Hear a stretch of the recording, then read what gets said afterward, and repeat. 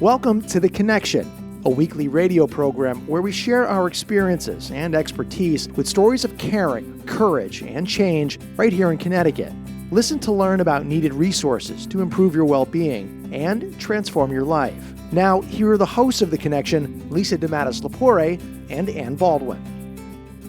Good morning, everybody. Welcome to another edition of The Connection. My name is Ann Baldwin. I'm one of the hosts of the show, and we have Lisa DeMattis-Lepore, President and CEO of The Connection. Good morning. Good morning. How are you, Lisa? I'm hanging in there as best as we all can in these unprecedented times. How about yourself? Yeah, it's interesting. Some days are better than others. When the weather's a little dreary, I think it doesn't help anything. But the flowers are starting to pop, and just trying to be grateful for the advantages that we do have, because not everybody has what we have at this time, Mm-hmm. So I try to tell myself that there are a lot of people in a lot worse situations than I am, and I have to keep that in mind, because otherwise it's easy to go crazy and to speculate and wonder. And I know you've got your own anxiety there with as a mother and parent of a senior in high school. I mean, and so many unknowns there, and there's milestone of high school graduation and going on to college. It's got to be a little trying for you as well. It's been difficult because Nico's been working so hard to get to this point, and you want to celebrate all his wins and the fact that he did so well in school, and every college he applied to, he got accepted into. But it's difficult. He misses his friends. He misses school. I'd like to give a huge shout out to Immaculate High School for their ability to immediately hit the ground and run, so that the students could have, virtual classroom and, see each other in class and participate. And, so that's been really helpful. But again, he had a little bit of a rough weekend this weekend. But again, as long as we're healthy, and we've know two people now that, actually three people, one person passed, but we do know two people that hit close to home for us who had COVID. One was home but is still sick, and it's into a month, a good friend of one of Nico's friend's moms.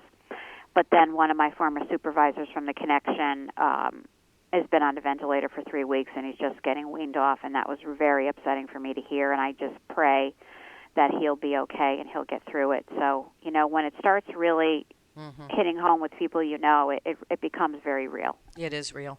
It is real. And I believe, too, that we're starting to see maybe some light at the end of the tunnel. Every day it changes, but I know that our governor is supposed to be giving an update on that date of May 20th to start opening some things, but then we won't get the final recommendations nationally. So who knows? You just got to, like recovery. I look at it that way. You just got to take it one day at a time. That's all you can do. That's all you can do. Mm-hmm. Well, but I want to give a shout out to all of the unsung heroes that are on the front line and that every day, help people who are at high risk and or are COVID positive, that are, out there continuing their mission and their belief, and all the health workers that came back out, nurses out of retirement, who are really in the front lines and seeing things that we can't even imagine. And, I have an unsung hero joining us today on the call today, Theresa Ferraro, who's the director of our behavioral health at the agency. And Theresa, welcome to the call. Thank you, Lisa. Thank you so much. And, Theresa is out there on the front line running our treatment programs with high-risk individuals, and she has an amazing team, and those folks are, out there doing the really hard work, and we're so grateful, Theresa, to you and your team. And so I just want to ask you, can you describe what it's like working on the front line right now with people in residential care and people who work at our outreach and engagement team? First thing I want to say is that I appreciate your recognition, but I want to make it very clear that I don't consider myself to be an unsung hero. I consider my frontline staff to be, and I'm here every day supporting them as much as I can. But as you said, they are the ones who are on the front lines right now, and really what their focus is they're working to maintain the calm and ease the fears of the residents and ease the stress of isolation among our residents. For individuals with chronic mental illness, isolation could lead to an increase in symptoms. So paying particular attention to any change in behavior, any increase in symptoms is so important right now for our residential staff. And, as with the entire community, being home and being isolated, we tend to probably watch too much news. And so for most of our residents, that is the case. And to try to engage them in a different way and try to support them in identifying that they are safe and that they are healthy, and really trying to support them in understanding that this is a very difficult time, and we know this, but we also know that things will change and things will get better. How that's going to happen is just taking it day by day.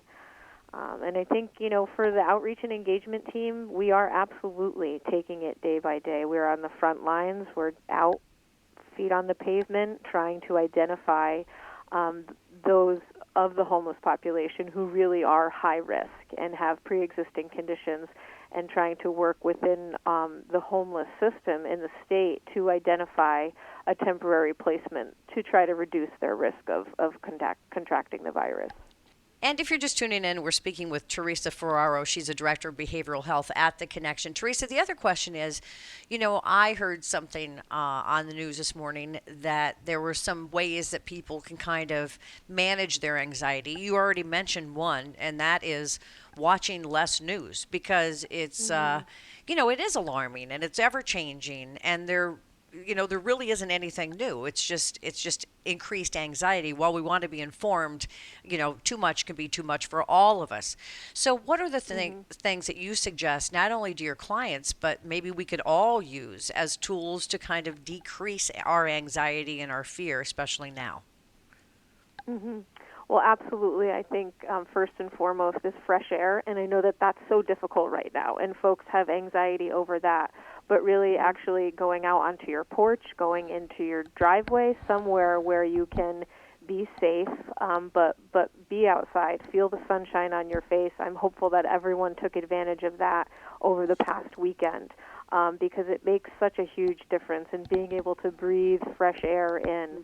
I think some other things for folks to be able to do is to move their bodies. And I know that can also be difficult, because we might kind of equate that to, well, I have to be outside to move my body. But that's not the case at all. Being inside and doing something as simple as stretching, feeling your body, feeling all of the muscles in your body, and just being aware of your ability to be active in that way. Those are two really important things that I know that our staff have been encouraging at all of our residential programs. If you've got access to technology, which I'm sure, maybe some of your clients don't have, there's also online meditations, which I find very helpful, and online exercise programs that many people are offering for free right now, just to keep people going and get their mind off of this stuff, for at least for a little while, because that's Absolutely. what we need to be distracted, if you will, a bit. That's a really great point. There are so many free resources online with regard to activity and meditation, and so I highly encourage everyone to try to access that. And I think the beautiful thing about that is that although our particular individual residents at our group homes might not have access to it, the staff definitely have access to it. So that's, like I said, I know something that they're incorporating in what how they're trying to engage the residents. And Lisa, you and I have talked about this before, and I'm not at all suggesting that that's happening in this program, but with anxiety, with mental health awareness and illness, oftentimes can escalate into other things. I know I've talked to so many people, my circle of friends, where when you're all in close quarters, a lot of things can happen. Anxiety can increase. Domestic violence increases. Are you finding within your agency that that's also an issue that you're paying close attention to? Well, we definitely, we've been trying to make sure that we're, staying in touch with staff, and our directors are, touching base with their direct staff, like Theresa said, and we've sent out numerous links to our staff about how to take care of themselves and reach out to our employee assistance program if they need to, and ways in which they can cope. We also recently rolled out a series now for the staff, just for them, on how to cope with anxiety and stress, and how they can take care of themselves. And we're giving them a forum that's just for them as people. How can they cope and handle what they're all going through right now, because they're all going through unique experiences. So we incorporated that because, again, it was really telling a few weeks ago, maybe 4 weeks ago, when I was sitting in my office, and we were already down to an extremely limited number of staff, and within an hour, 3 staff that worked in the office came and were really upset and crying about already feeling losses of, not being able to go on vacation, not being able to, two of my staff, similar to myself, looking forward to, the prom and graduation, and that not happening. And, it really hit me that, okay, this is, really, I was happy that staff were able to come and talk to me, but I could completely relate to where they were as people and how they were feeling. And I said, we really need to roll out a series for staff to help them. So imagine everyone's under stress, let alone if you're dealing with mental health, addiction, and other issues. We already know that if you've been reading in the newspaper, they're already talking about it's skyrocketing. The number of DV, domestic violence, has increased. So I think there is going to be a lot of things that are going to come out of this, where people are going to need increased services. There's no doubt in my mind. Mm-hmm. And Theresa, some of the folks that are considered essential workers are obvious, right? We've got law enforcement, we've got medical personnel, we've got nurses, we've got people that work in the supermarkets. But all the people in your programs are essential personnel as well. What can we do? The folks here on the outside, what can we do to help support essential workers that are kind of not in the forefront, or, not in the limelight, if you will? Right. Yeah, and I appreciate that question because, that's something that we are facing every day. We are essential workers. I guess I would put it in the way that we are non-traditional healthcare workers, and we are not typically considered or thought of, I think, correct, initially when people think of healthcare workers. So advocacy is so important. And we are very lucky here at The Connection to be part of so many community collaborations who focus on advocacy. But if I could say what folks at home can do for us now is to be part of that advocacy and make it known that people who provide homeless outreach services, people who work for The Connection and other nonprofit providers in group homes, we are also frontline healthcare workers, and we need the same access to resources. We need the same access to personal protective equipment, and we need that ongoing, not just in a crisis situation. I think, some of my staff have told me that they've tried to order supplies online, whether it's via Amazon or other vendors, and things are on back order because they've been prioritized for healthcare workers. And we don't fall into that category, unfortunately, when it comes to that type of situation. So I think that's really the most important thing for people to understand, is that there are so many agencies across the state, like The Connection, who are doing this work, and we need that same recognition so that we can be safe, we can provide services in a safe manner, we can protect the people that we serve, and we can protect our staff as well. And the community, yeah. Absolutely, in the community, absolutely. Mm-hmm. And I've been working diligently with the Nonprofit Alliance and other advocacy groups right now in Connecticut with regard to increasing the awareness up at the Legislative Office building with both Democrats and Republicans that we are healthcare workers, and they're starting to acknowledge that. And I do feel that things are looking more positive in the sense of the awareness that we really are in the front lines. Blumenthal's been and Murphy have been really supportive and really trying to advocate for nonprofit organizations that are providing the service, like the Connection are. Because you're right, we are there. We are in the front lines. Absolutely. And and that's the thing. You've got to, if there's, some good things will come out of this, and maybe that's one of them, is that people will open their eyes to all of the folks that really need to still be there when all hell is breaking loose, right? And I know, for example, Lisa, the Connection had a webinar the other day, which I thought was wonderful for anybody that wanted to attend.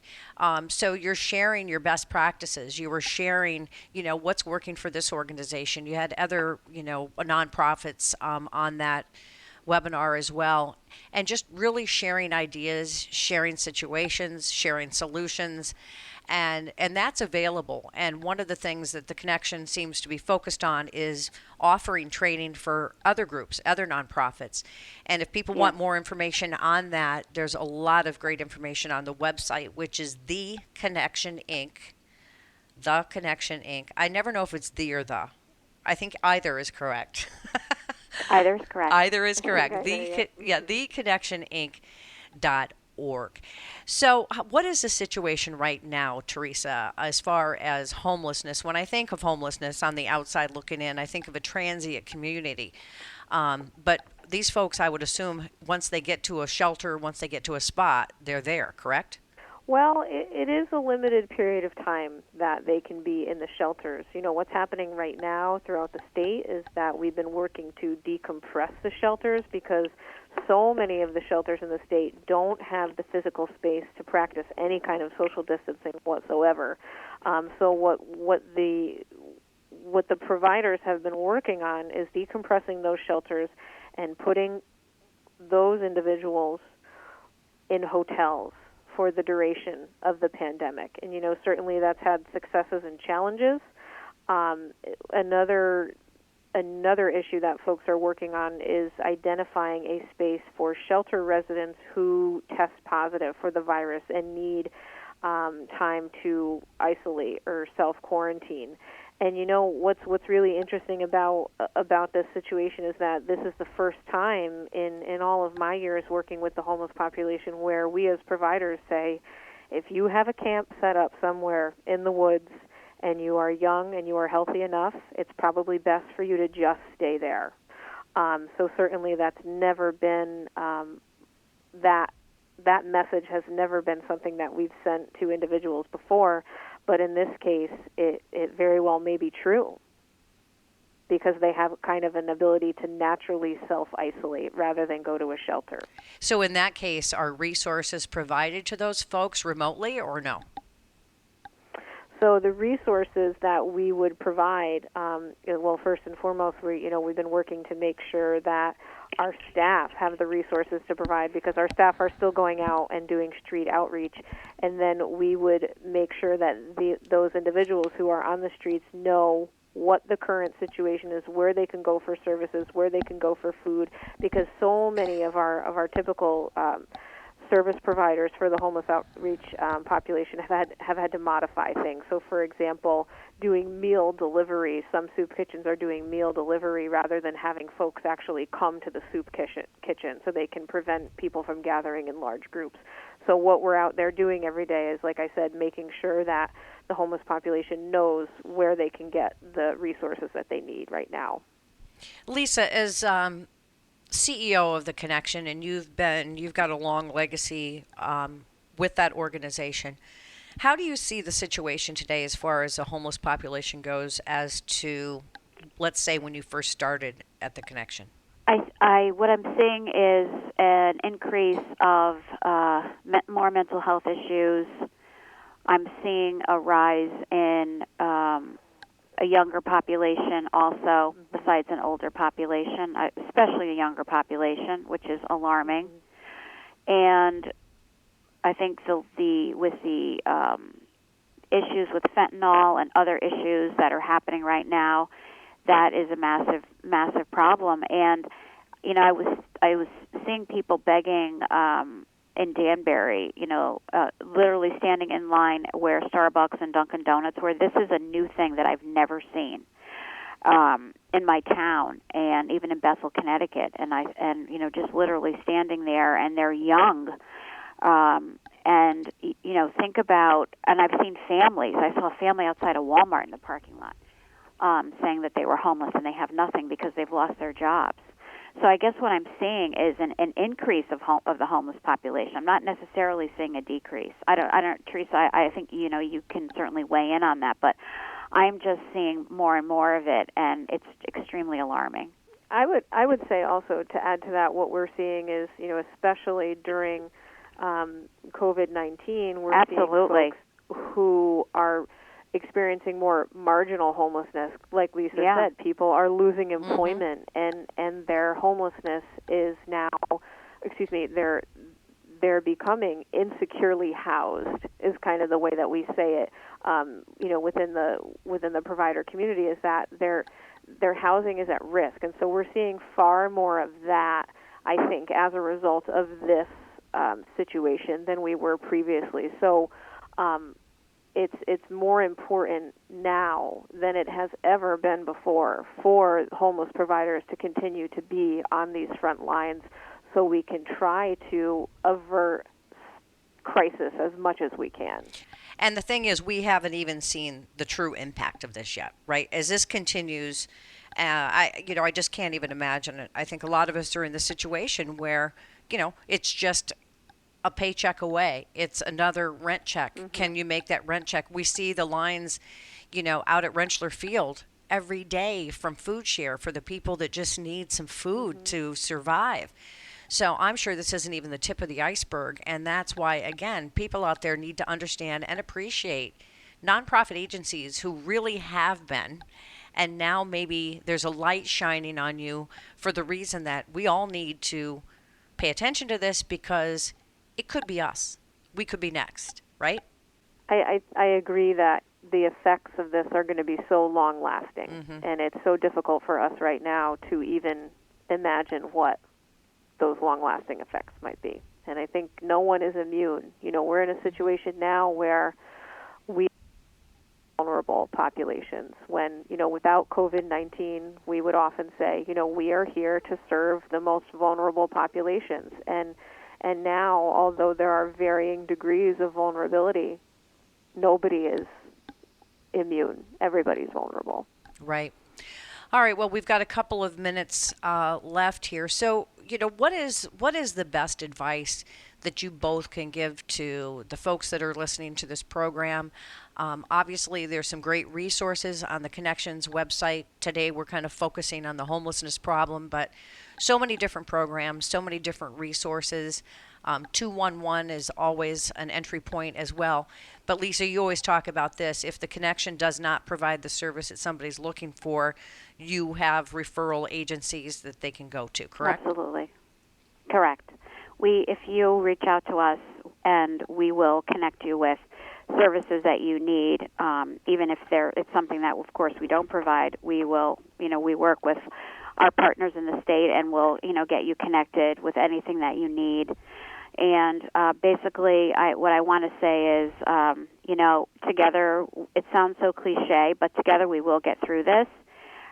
It will be difficult, but I think we have to keep fighting the fight and not give in to, the frustration and putting each other and other ones at risk, and really following the guidelines. And I just wish all of our listeners out there safety and health, and, please be well and reach out if there's anything that you need that we can help you with. We're certainly here for you. Well, Theresa Ferraro, who is the Director of Behavioral Health at the Connection, thank you to yourself, your staff, and all that you do. We do appreciate it.